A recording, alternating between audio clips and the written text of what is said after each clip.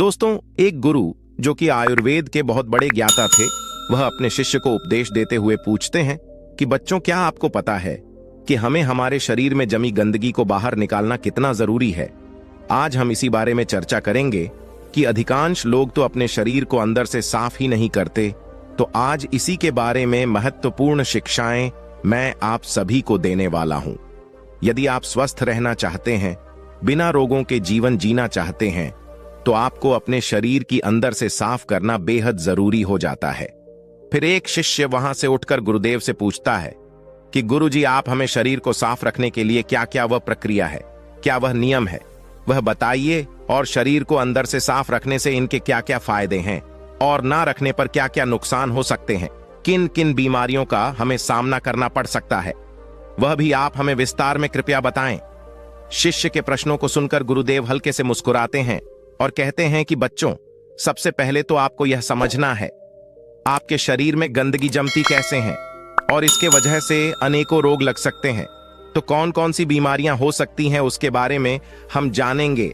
फिर जानेंगे कि हम अपने शरीर के भीतर की गंदगी को साफ कैसे करें, शरीर को अंदर से साफ और स्वस्थ कैसे रखें।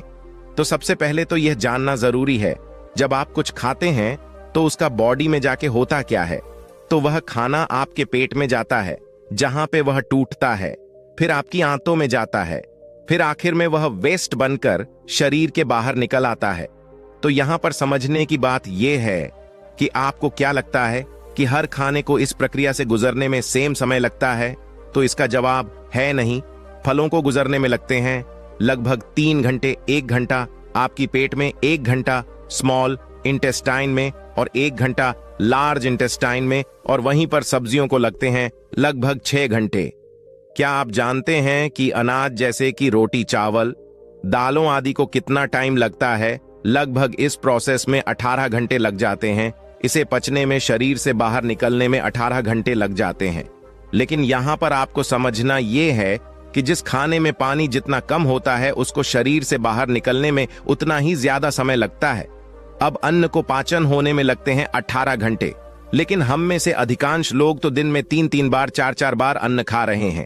इसका मतलब पहले वाला अन्न हमारे शरीर में पचा नहीं, बाहर निकला नहीं, उस पर हम और अन्न डाल दिए और फिर प्राकृतिक रूप से पहले वाला खाना जो है वो हमारे शरीर से बकार के रूप में नहीं निकल पाता। अंदर ही अंदर वह सड़ने लगता है, उसमें वायरस, फंगस और कीड़े पैदा होने लगता है। आपने शायद लोगों के पेट में कीड़े मिलने वाली कहावत तो सुनी ही होगी। आप सभी के पेट से कभी ना कभी कीड़े निकले ही होंगे, और यह कीड़े इसी वजह से जन्म लेता है कि पेट में पड़ा पड़ा खाना सड़ रहा है और हम लगातार शरीर में अन्न लेते रहते हैं।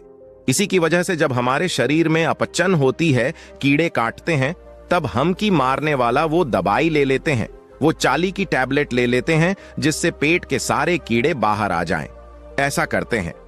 हमको पता ही होगा पेट में कीड़े होते हैं, तो ऐसा तो नहीं कि हमने कीड़े खाए तो वो कीड़े वहां तक पहुंचे कैसे?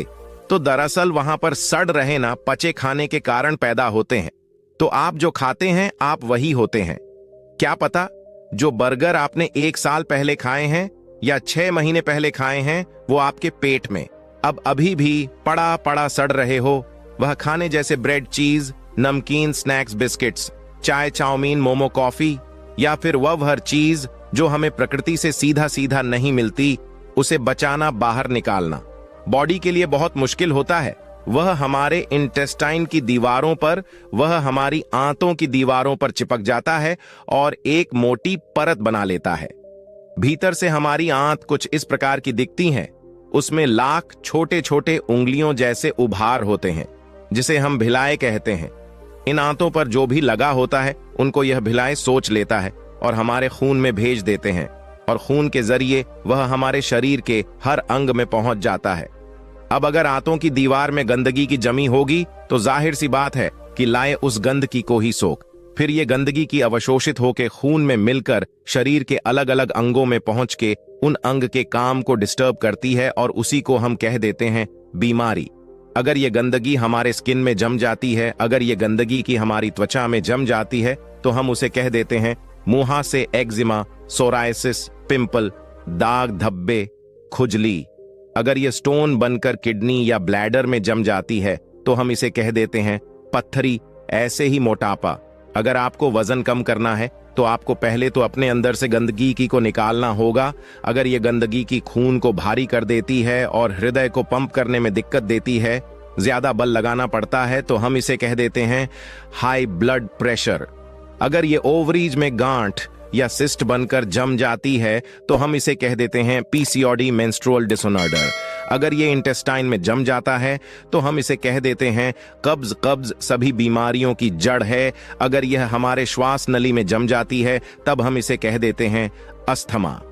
अगर यह हमारी धमनी में जम जाती है तो हम इसे कह देते हैं कोलेस्ट्रॉल। आज यह सब बीमारियां लोगों में उभर कर बाहर आ रही हैं। लोग दिन प्रतिदिन बीमार पड़ते जा रहे हैं।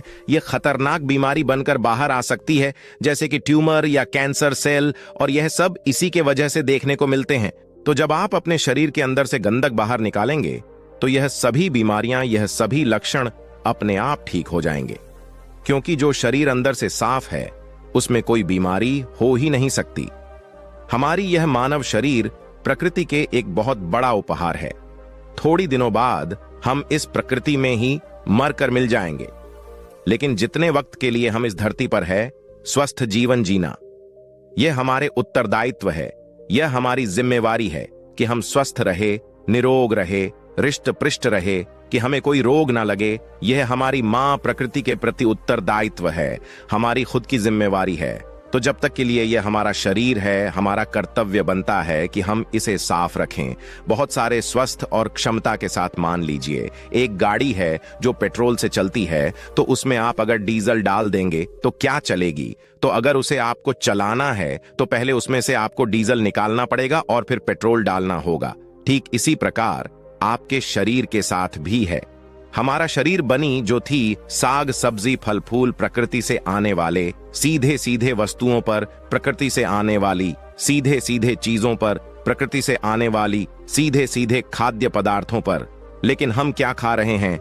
Idli, dosa, burger, chow mein, biscuits, चाय, कॉफी, पैकेट बंद, इतने सारे खाद्य पदार्थ। तो ये हमारा जो शरीर है वह कैसे चलेगा? तो पहली चरण है गंदगी को शरीर से बाहर निकालना, और दूसरी चरण में सही खाना शरीर के अंदर डालना। तो इसको ध्यान से सुने। पहले आपको क्या करना है? पहली चीज जो आप सभी को शुरू करनी है वह है 16 घंटे उपवास। अब ये उपवास का नाम सुनकर आप डर मत जाना।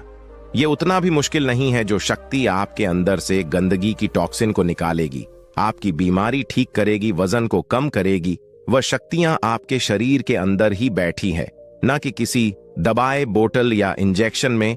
तो जो डॉक्टर आपको ठीक करेगा वह आपके अंदर ही बैठा है। तो आप जब उपवास करते हैं तो आप उस डॉक्टर को अपने अंदर काम करने का वक्त देते हैं।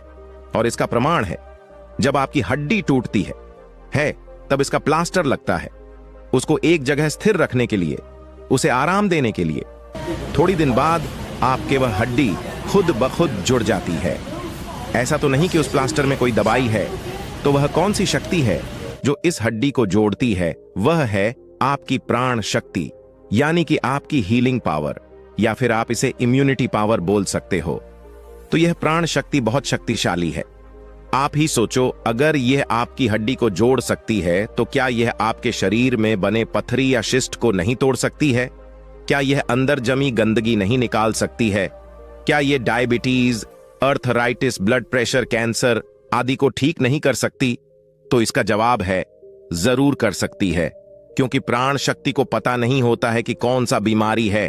नाम तो हमने दिए हैं।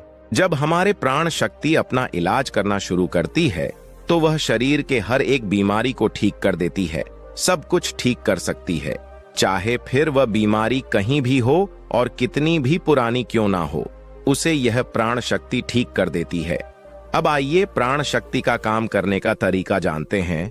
तो प्राण शक्ति एक बार में एक ही काम ढंग से कर सकती है, खाने को पचाने का काम यानी डाइजेशन का काम, या फिर इलाज यानी कि हीलिंग का काम। हम प्राण शक्ति को हीलिंग करने का मौका ही नहीं देते, उसे डिस्टर्ब करते रहते हैं।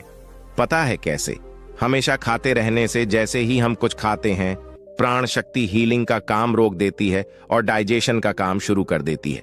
दुर्भाग्य, बस हम हमेशा ही खाते रहते हैं। नाश्ते में हम खाए ठुस ठुस करके ब्रेड के, वो डाइजेस्ट हुआ नहीं, लंच में हम चावल और दाल आई, वो डाइजेस्ट हुआ नहीं। डिनर में 2 रोटी हमने और डाल दी। तो इस तरह से प्राण शक्ति हफ्ते में 7 दिन डाइजेस्ट का ही काम करती रहती है और उसे हीलिंग का टाइम ही नहीं मिल पाता। अगर आप चाहते हैं कि प्राण शक्ति हीलिंग करें तो समय समय पर डाइजेशन को ब्रेक देना होगा। हम आपको सुझाव देते हैं कि आप रोज 16 घंटे का कम से कम ब्रेक दें। मान लीजिए आपने डिनर रात को 8 बजे खाया, तो अगले दिन दोपहर 12 बजे तक कुछ मत खाइए।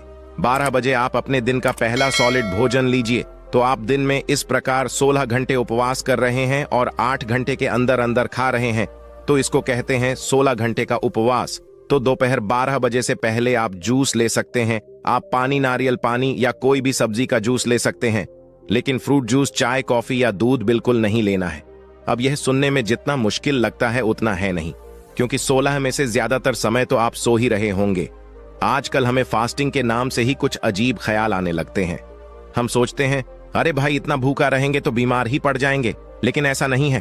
प्रकृति ने हमारे शरीर को टाइम टाइम पर उपवास करने के लिए ही बनाया है। हमारे पूर्वजों के पास सुपरमार्केट, फ्रिज नहीं हुआ करती थी। पूरे साल उन्हें खाना भी उपलब्ध नहीं हुआ करता था।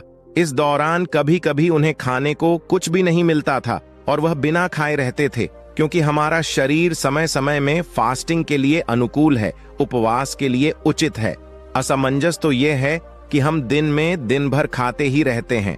आपको दिन में कौन से 16 घंटे उपवास करने हैं, वह आपकी मर्जी हो सकता है कि आपको दोपहर 12 बजे तक कुछ मत खाना आपके लिए मुश्किल हो, लेकिन आपको दिन का आखिरी भोजन शाम 6 बजे खाने में कोई प्रॉब्लम ना हो। ऐसे में आप शाम 6 बजे से लेकर अगले दिन 10 बजे तक उपवास रख सकते हैं। अगर आप कोई जॉब करते हैं तो कम से कम इतना करिए कि अगले दिन दोपहर 1 बजे तक कुछ सॉलिड खाना ना खाए। ऐसे ही रोज 16 घंटे का उपवास के द्वारा हमारे प्राण शक्ति को थोड़ी हीलिंग का टाइम मिल जाता है। अगर आपको 16 घंटे बहुत ज्यादा लगते हैं, कोई बात नहीं, आप 14 घंटे का उपवास से शुरुआत कीजिए और धीरे धीरे उससे बढ़ाकर 16 घंटे पर ले जाइए। 12 घंटे उपवास तो शायद आप अभी भी कर रहे होंगे। मान लीजिए आपने रात के भोजन 8 बजे खाया और अगला भोजन अगले दोपहर 12 बजे खाया। आपका डिनर हल्का है तो यह करीब 6 घंटे में डाइजेस्ट हो जाएगा। तो रात 8 बजे से लेकर सुबह 2 बजे तक आपके डाइजेशन पीरियड चल रहे हैं, यानी कि भोजन पचाने के घंटे जैसे ही भोजन पच जाता है, प्राण शक्ति क्या शुरू कर देती है? इलाज का काम, यानी कि हीलिंग। यानी कि 10 घंटे आपके हीलिंग आवर्स होंगे। इस दौरान आपकी प्राण शक्ति टिश्यूज को रिपेयर करती है, स्किन से पुराने दाग धब्बे को दूर करती है, डेड सेल को बदलती है, स्टोन यानी कि पथरी को निकालती है, फैट को घटा है, सिस्ट फाइब्राइजर कर हार्मोन को निकालती है, आंतों में जमी सभी गंदक को हटाती है, एल्विस में से म्यूकस को साफ करती है, धमनी में से कोलेस्ट्रॉल को निकालती है। हरा हरी में कहा जाए तो उपवास के दौरान आपके प्राण शक्ति शरीर के हर अंग में जाकर वहां पर टॉक्सिन्स, गंदगी या बेकार वस्तुओं को उठाकर मल, मूत्र, पसीना और श्वास के जरिए बाहर फेंक है। इस प्रकार शरीर को डिटॉक्स करती है। एक बात का ध्यान रखिएगा, आपका शाम का भोजन हल्का होना चाहिए।